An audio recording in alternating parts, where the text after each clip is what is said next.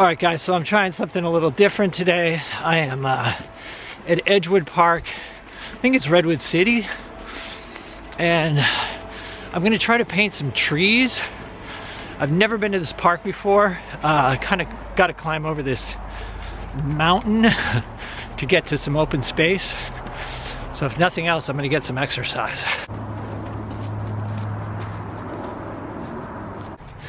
So there are a bunch of warning signs posted, warning against rattlesnakes, poison oak, and mountain lions.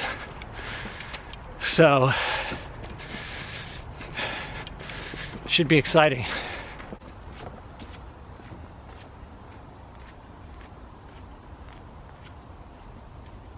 I've got my Anderson easel, a wet panel carrier with a 16x20 panel in it. Got my palette in here. Got my swaggy JanSport backpack, and then I've got little wooden blocks on my shoulder straps to hold the straps in place.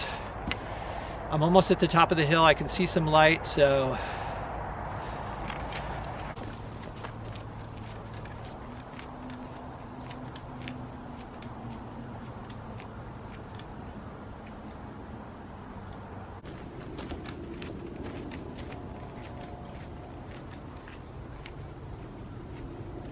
unfortunately, there aren't a lot of oak trees up here. That's what I was hoping to paint. They've got kind of really interesting structure, like the branches are really gnarly, and you know, once they lose their leaves, I think they'd make an interesting subject, but there's not a lot of them up here. So I may just have to do like a painting of the hills, which is not terribly exciting, but you know, it's all I got. So I'm gonna set up.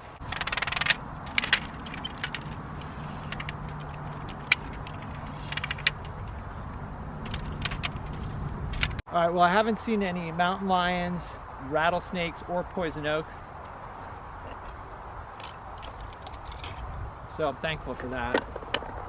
Although I think it'd be cool to see, a mountain lion. I've seen a bobcat, but that's a little less frightening. Just kind of a little bit bigger than a house cat. All right, so I'm gonna be painting on a 16x20 masonite panel that I've made myself. And the nice thing about these is that if the painting doesn't turn out, I just sand it down and paint over it. Actually makes for a nice surface for painting over.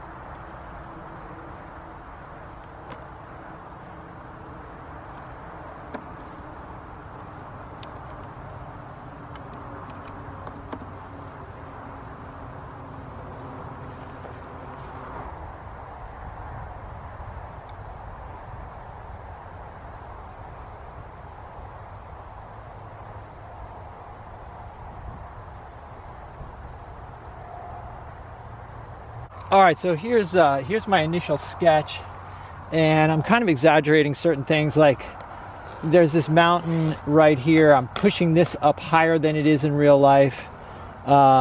These mountains in the background, I'm gonna push them way back. There's shadows here, some plants in the front, like some shrubs, and there's kind of an opening right here, which I'm putting at about the third. So there'll be like kind of a pathway in.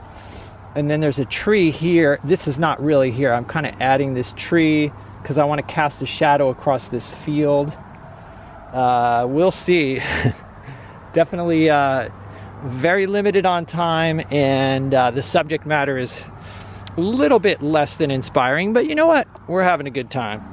All right, so that's the scene I'm looking at. Not a lot of color. This time of year, it's everything's kind of brown or kind of like a burnt umber color.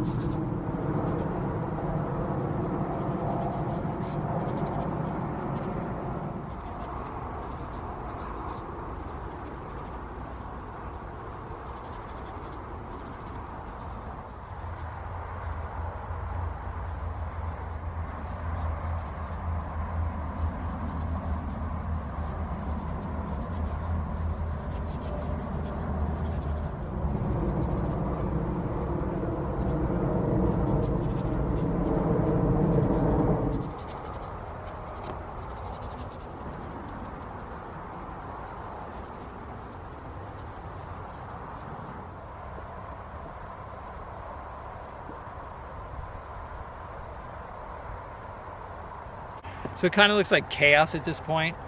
But honestly, this is a really fun way to paint. Oh, also I'm making a little tiny hole with my fingers to kind of isolate color. But anyway, so yeah, this is a really fun way to paint.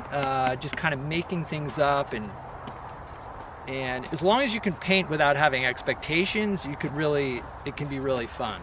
So I don't care if this works or not. It's just really nice to be out here. It's beautiful, like there's no wind. It's probably about 70 degrees.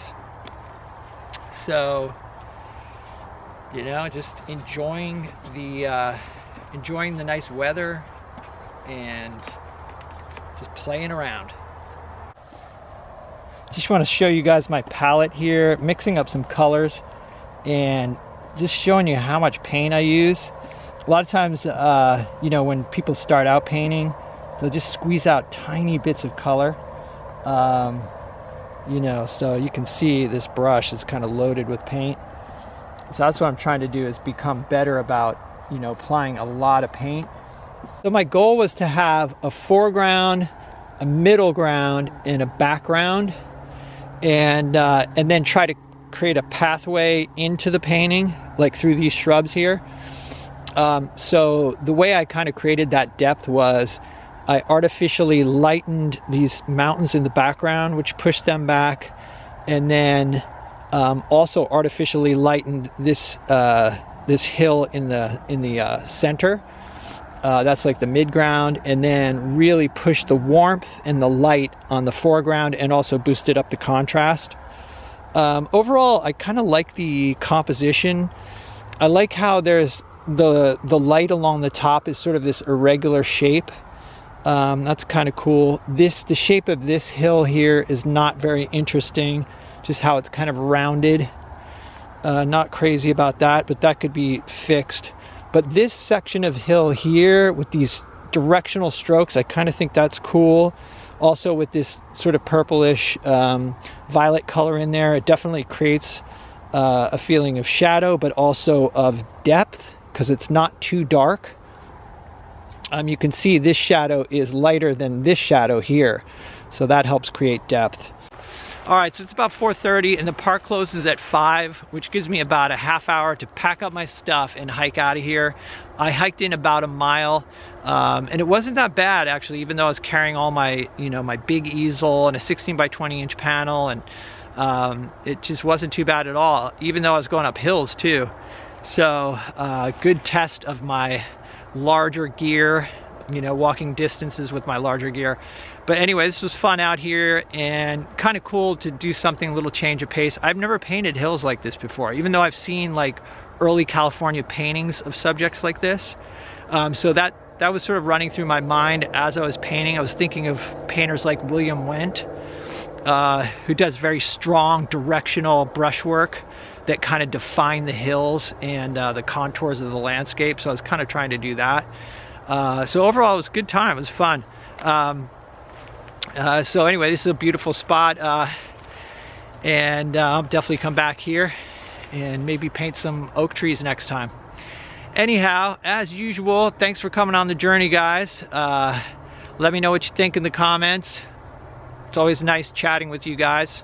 All right, I'll see you in the next one.